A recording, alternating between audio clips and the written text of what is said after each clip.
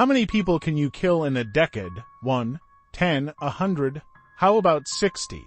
That's how many victims Alexander Pichushkin, also known as the Chessboard Killer, claimed to have murdered in Moscow between 1992 and 2006. But who was he and why did he do it?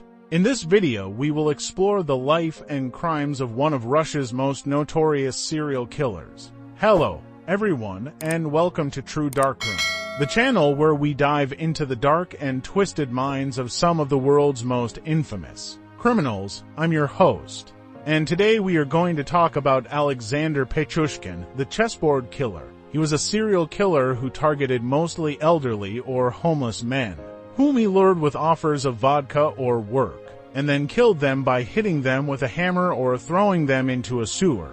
He kept a chessboard where he marked each square with a date of his killings, aiming to fill all 64 squares. He was arrested in 2006 after a failed attempt to murder a woman who left a note with his phone number. He confessed to his crimes and expressed pride and satisfaction in his actions. He was sentenced to life imprisonment in 2007. He was nicknamed the Chessboard Killer by the media.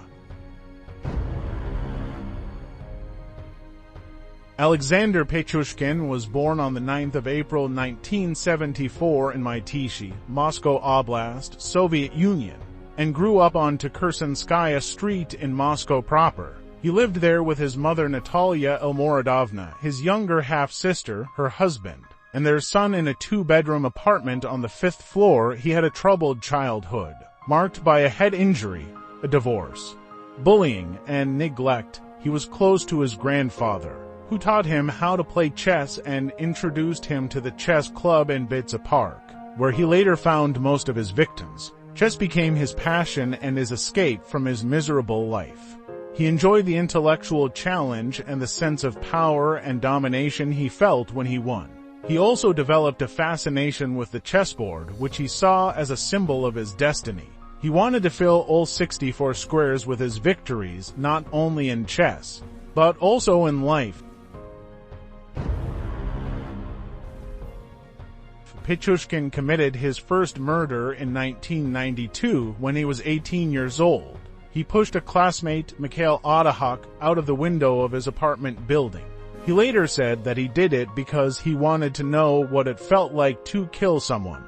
He also said that he was inspired by another serial killer, Andrei Chikatilo, who had been arrested and executed in 1994. He wanted to surpass his record of 52 murders and become the most prolific killer in Russian history. He began his killing spree in the early 2000s, targeting mostly elderly or homeless men in Bitsa Park.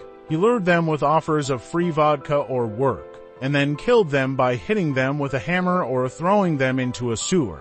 He marked each murder on his chessboard, which he kept in his apartment. He also kept souvenirs from his victims, such as their IDs, watches, or keys. He killed with increasing frequency and brutality, sometimes leaving the bodies in plain sight or with broken vodka bottles sticking out of their skulls. He also killed some younger men and women who crossed his path or aroused his suspicion. He claimed to have killed 60 people, but only 49 were confirmed by the police.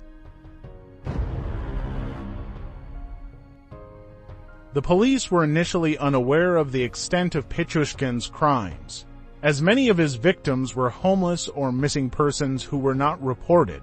The area around Bitsa Park became known as the hunting ground for a man the press called the maniac.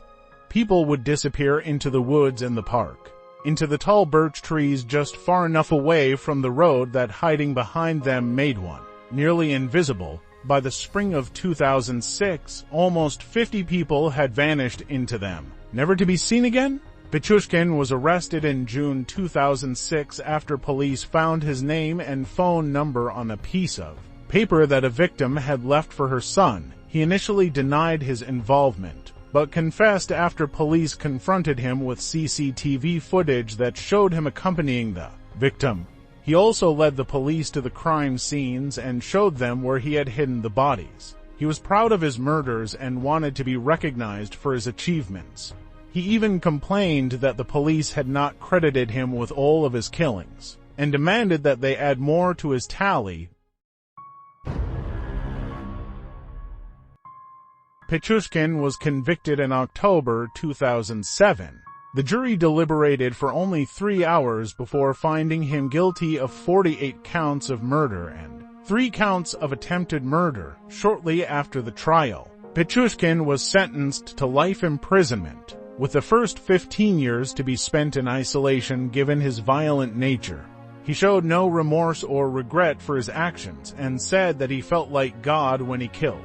He also said that he would kill again if he had the chance. He was sent to a maximum security prison in the Arctic Circle where he remains to this day. Pichushkin was examined by several psychologists and psychiatrists who tried to understand his motives and personality. Some of them attributed his violent behavior to his childhood head injury, which may have damaged his frontal lobe and impaired his impulse control and moral reasoning.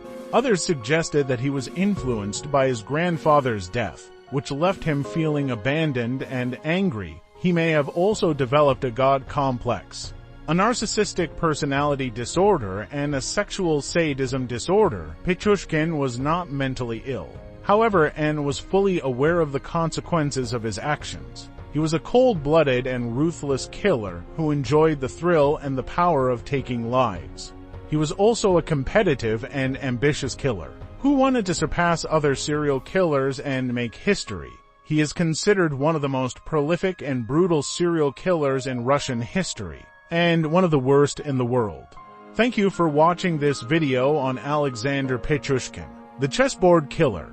If you enjoyed this video, please give it a thumbs up, leave a comment, and subscribe to our channel for more true crime stories. You can also follow us on Instagram for more updates and behind-the-scenes content. Until next time, stay safe and stay curious.